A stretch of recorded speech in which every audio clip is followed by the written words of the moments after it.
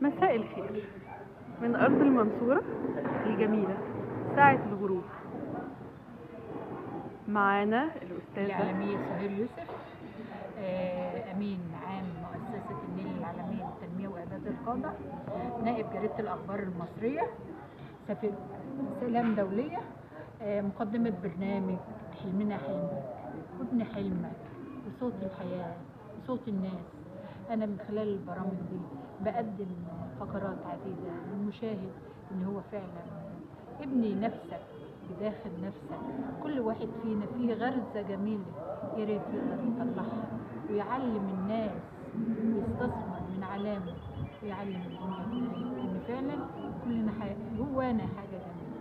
الحاجة دي أنا حبيت النهاردة من خلال مكتبة المنصورة اللي فعلا شفت فيها الجمال كله اللي عرفتها للمشاهد.